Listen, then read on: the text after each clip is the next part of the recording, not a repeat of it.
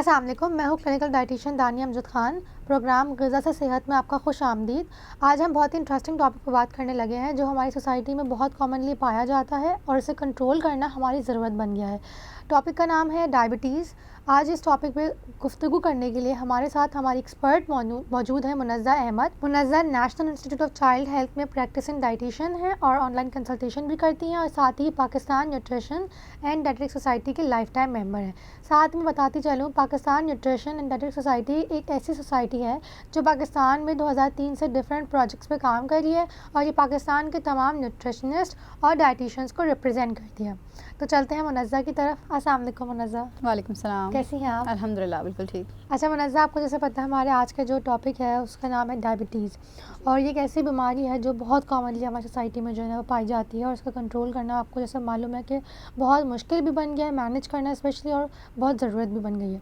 तो आप पहले तो ये बताएं कि डायबिटीज़ बेसिकली है क्या और कैसे जो है ना वो हम इसको आइडेंटिफाई करें कि कोई पेशेंट जो है वो डायबिटीज़ का मरीज़ है। डायबिटीज़ बेसिकली इस कंडीशन को कहा जाता है कि आपके शुगर्स नॉर्मल हद से तजावज़ कर जाएँ यानी बढ़ जाएँ, तो उसको कहा जाता है कि शुगर बढ़ गई है और डायबिटीज़ हो गई है, शुगर हो गई है। ठीक, तो according to ADA American diabetes association के क्राइटेरिया के मुताबिक अगर HbA1c जो 3 महीने का आपका ग्लूकोज़ का लेवल बताता है तो वो कितना होना चाहिए, 6.5 है, या अगर उससे ज़्यादा है तो फिर पता चल जाता है कि डायबिटीज़ है। या अगर खाने से पहले की कोई शुगर चेक करें और उसमें आए 200 या 200 से ज़्यादा तो एक वो क्राइटेरिया है। या अगर खाने के बाद रैंडम, जैसे हम कहते हैं रैंडम ब्लड ग्लूकोज, तो अगर वो 200 है हो या 200 से ज़्यादा हो तो उसको कहा जाता है कि जी ये आम डायबिटीज़ हो गई है, यानी शुगर हो गई है। ठीक है, तो इसके लिए फर्दर इन्वेस्टिगेशन हमें मज़ीद करवानी पड़ती हैं, तो फिर हम ये अंदाज़ा लगा लेते हैं कि ये शुगर है। तो मुनज़्ज़ा, लेकिन ये जैसे आपने ये बताया कि ये तो लेवल्स होगा, लेकिन हमें कैसे पता चलेगा कि डायबिटीज़ हो गई है? इसके अलावा मतलब ये कि डायबिटीज़ है क्या बेसिकली, कैसे होता क्या है बॉडी?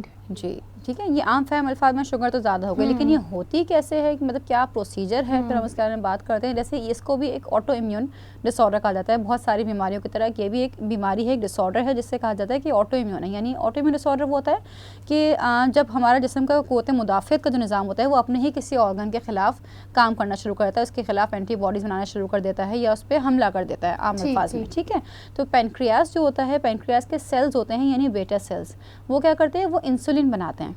तो जब ऑटो इम्यून डिसऑर्डर के नतीजे में क्या होता है कि जो हमारे बेटा सेल्स होते हैं ना वो डिस्ट्रॉय हो जाते हैं, मुतासर होते हैं, जिसके नतीजे में इंसुलिन सही से नहीं बना पाता, या तो वो कम बनती है इंसुलिन या मुकम्मल तौर पर बननी ख़त्म हो जाती है। तो उस कंडीशन, उस कैफियत को कहा जाता है कि शुगर बढ़ गई है और डायबिटीज़ हो गई है। तो मतलब आपका मतलब है लबलबा जो बेसिकली हमारा है वो डैमेज हो जाता है? जी, वो उसके बेटा सेल्स डिस्ट्रॉय हो जाते हैं, जिसके नतीजे में ये बीमारी हो जाती है। अच्छा, और मुनज़्ज़ा, इस बीमारी के क्या अलामात हो सकती हैं और ये क्या ज़रूरी है कि सारी जो अलामात हैं वो हर मरीज़ बिल्कुल, जिस तरह से हाँ सबकी एज के हिसाब से और डायबिटीज़ की टाइप के हिसाब से अलामात होती हैं, जिसमें आम अलामत ये होती है कि एक तो वज़न कम हो जाता है, ठीक है, वज़न कम होना, प्यास का बढ़ जाना, भूख किसी को ज़्यादा लग रही होती है, पेशाब की ज़्यादती, बार बार वॉशरूम विजिट्स बढ़ जाते हैं, और जो है अगर बच्चे हैं तो फिर वो रात में वॉशरूम जाने की उनको अर्जेंसी इतनी होती है कि वॉशरूम तक पहुंच नहीं पाते। ठीक है, और जो है यूरिनेशन बहुत फ्रिक्वेंट हो जाती है। ठीक है, तो ये सारे अलामत हैं। और प्यास भी यूजुअली काफ़ी लोग को बहुत ज़्यादा लग रही होती है, हलक खुश्क हो रहा होता है, ये सब कंडीशन ऐसी हैं। और अगर बड़ों की है तो फिर क्या होता है कि इसमें सुन हो रहे होते हैं, हाथ पाँव अक्सर सुन हो जाते हैं। सर में चकराहट अक्सर होती है। हाँ बिल्कुल, चक्कर आ रहे हैं और थकावट सी फील हो रही है। तो इन सब में से बहुत, किसी को एक हो सकती है, किसी को बहुत सारे ना, जरूरी नहीं कि सारे हो, कुछ एक दो। बिल्कुल। और जैसे आपने टाइप्स बताई, तो कितनी टाइप्स है बेसिकली, और ये क्या इसकी आइडेंटिफिकेशन है कि कौन सी टाइप हमें हो सकती है? जी, टाइप 1 डायबिटीज़ भी होती है, टाइप 2 भी। टाइप 2 सबसे ज़्यादा हमारे यहाँ कॉमन होती है। बिल्कुल, डायबिटीज़ सबसे ज़्यादा कॉमन होती है। 90% केसेस हमारे टाइप 2 डायबिटीज़ के होते हैं। अमूमन ये उन लोगों में होती है जिनकी उम्र 40 साल से ज़्यादा हो, या जो है पेट बढ़ जाना, ये एब्डोमिनल फैट आपका ज़्यादा, क्योंकि यहाँ सारे ऑर्गन्स तो यही हैं, तो फिर उसमें उससे चांसेस बढ़ जाते हैं। ख़ानदान में अगर किसी को फैमिली हिस्ट्री है डायबिटीज़ की तो चांसेस बढ़ जाते हैं, लेकिन ज़रूरी नहीं, किसी में एक भी काफ़ी होता है फैक्टर होने के लिए, किसी में कोई भी ना हो। अगर ख़ासतौर पर आपका सेडेंटरी लाइफस्टाइल, यानी आपका चलना फिरना ज़्यादा नहीं है, आप बैठे रहते हैं, ऑफिस वर्क है, इस तरह कोई भी रूटीन है जिसमें आपको चलना फिरना ज़्यादा होता नहीं है, डाइटरी फैक्टर्स के अलावा, जी खाने, और फिर खाने के अलावा ये नहीं होता। वो हमारे तासुर पर आता है कि ये मीठा बहुत खाता है, इसके उसको शुगर हो गई, तो सिर्फ उससे नहीं होता। ये ओवरऑल हम सब चीज़ों को देखते हैं, उसके बाद ये सोच सकते हैं कि इसी एक चीज़ से नहीं होता, खाली सिर्फ खाने पीने से नहीं होता। अगर आपकी एक्टिविटी अच्छी नहीं है, आपकी फैमिली हिस्ट्री है, तो ये सब चीज़ें मैटर करती हैं।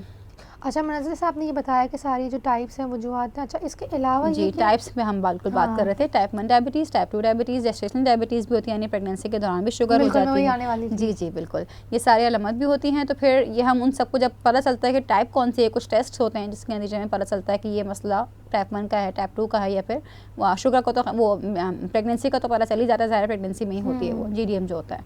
ठीक है, तो फिर उसके हिसाब से हम उसको असेस करते हैं, और ख़ास तौर पर पाकिस्तान में ये डायबिटीज़ तेज़ी से बढ़ रहा है। तकरीबन पाकिस्तान समझ लें इंटरनेशनल डायबिटीज़ फेडरेशन के हिसाब से टॉप 10 कंट्रीज़ में शामिल हो बिल्कुल, चुका है, जहाँ बिल्कुल। ये डायबिटीज़ बहुत बढ़ रही है। One of the leading cause हमारे पास डायबिटीज़ जी, हो। जी, बिल्कुल, बिल्कुल। अच्छा मनज़र, तो अब जैसे आपने बताया कि डिफरेंट जो है ना टाइप्स हैं, सिम्पटम्स हुँ। हैं, तो अब जो हमारे व्यूअर्स हैं मतलब उनको आप ये बताएं कि बेसिकली जो डायबिटीज़ के हमारे पास मरीज़ हैं वो किस तरह की डाइट फॉलो करें, कौन सी जो है ना वो अशिया का इस्तेमाल करें, कौन सी अशिया से जो परहेज़ करें। सबसे पहले तो हम आम तासुर ये है कि मीठा नहीं खाओ, बाकी सब कुछ खा लो, बिल्कुल है ना? कॉमनली हाँ, हाँ, चीनी नहीं बिल्कुल। खानी, बाकी सब चीनी नहीं खाना है। खानी, मीठा नहीं खाओ, वो तो वैसे भी हर किसी को कम खाना चाहिए, सिर्फ डायबिटिक्स के बारे में हम क्यों बात करें।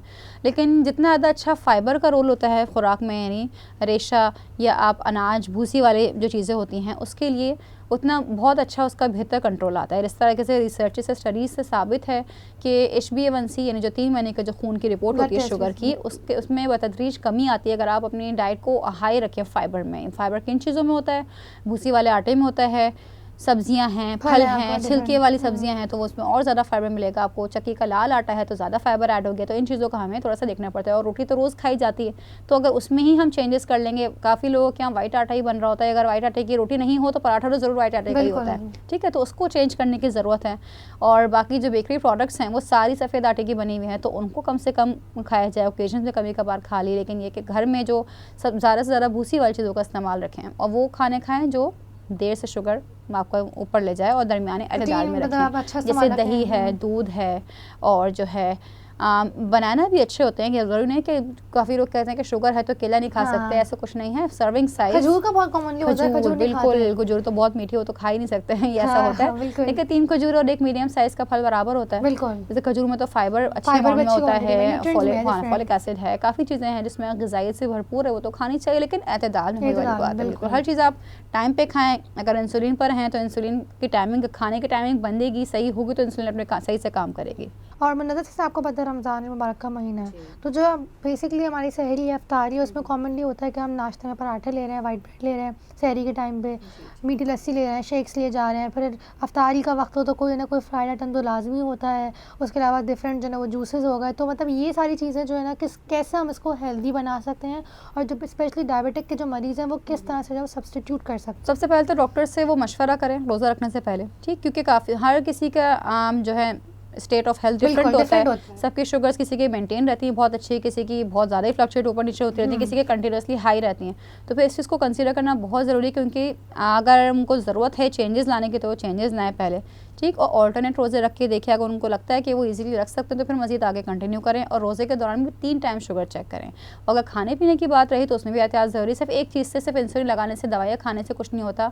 एक्सरसाइज, आपकी अच्छी फिजिकल एक्टिविटी बहुत मैटर करती है। अब एक्सरसाइज से मतलब ये नहीं कि आप सिर्फ वो करें, मतलब प्रॉपर कोई एक्सरसाइज और जिम ज्वाइन कर लें, ऐसा कुछ नहीं। आप अच्छी वॉक भी कर लें, 30 मिनट की वॉक कर लें अपनी जो है कैपेसिटी के मुताबिक। 45 मिनट तक यंग लोग हैं तो 45 मिनट तक उनको आइडियली वॉक करनी चाहिए।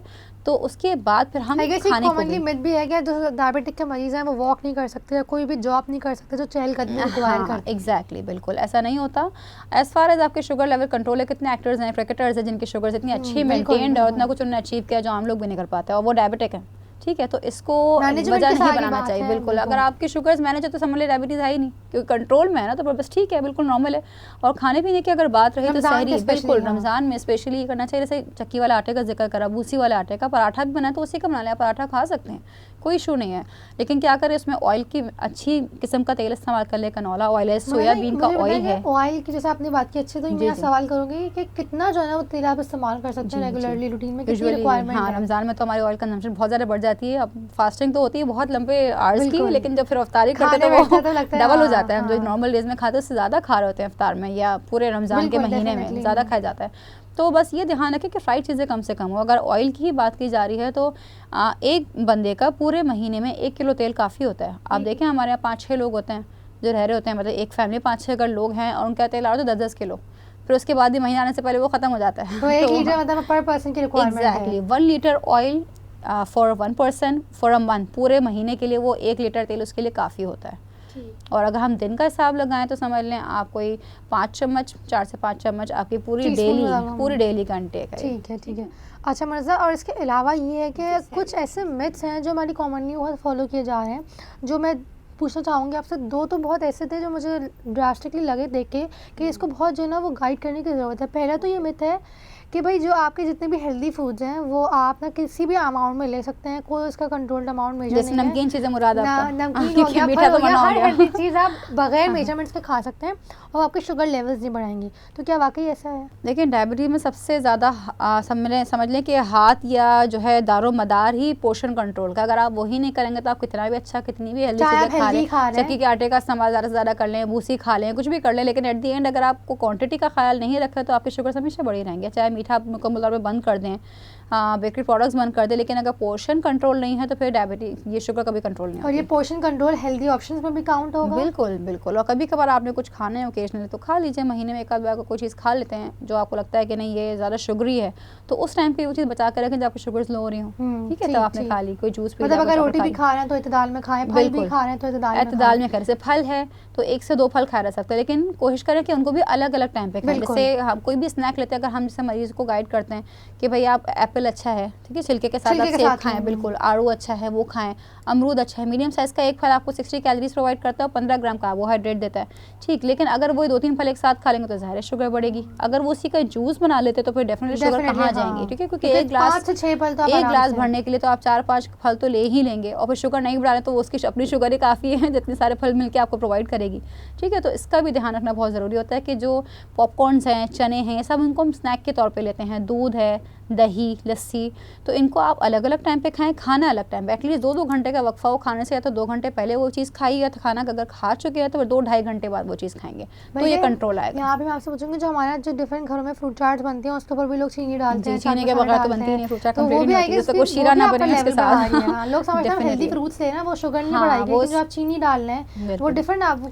तो हम ये करते हैं कि छिलका उतार देते हैं। अगर सेब होता है तो यूजुअली कुछ लोग तो सेब खाते ही नहीं कि भाई वो तो ना सॉफ्ट नहीं होता, फ्रूट चाट में तो अच्छी लगेगी ही नहीं, तो यूजुअली खरबूजा होता है, केले होते हैं, उसमें उसी की फ्रूट चाट बनाते हैं, अंगूर होते हैं, ठीक है, तो हाँ आम, बिल्कुल, अब तो आम का सीज़न है तो फिर वो आम भी हो जाता है। बहुत कॉमनली आ रहा है कि आम खाना है और डायबिटिक के पेशेंट है, कैसे खाएं? हाँ बिल्कुल, जिस पर भी हम बात करते हैं, लेकिन जो फ्रूट चाट है तो उसको कोशिश करें कि आप नींबू डाल दें, चाट मसाला थोड़ा, अगर वो है कि हाइपरटेंशन का मसला नहीं है, ठीक है, तो वो भी डाला जा सकता है, थोड़ा सा फ्लेवर इन्हांस करने के लिए लीमू सबसे अच्छा है, वो डाल दीजिए।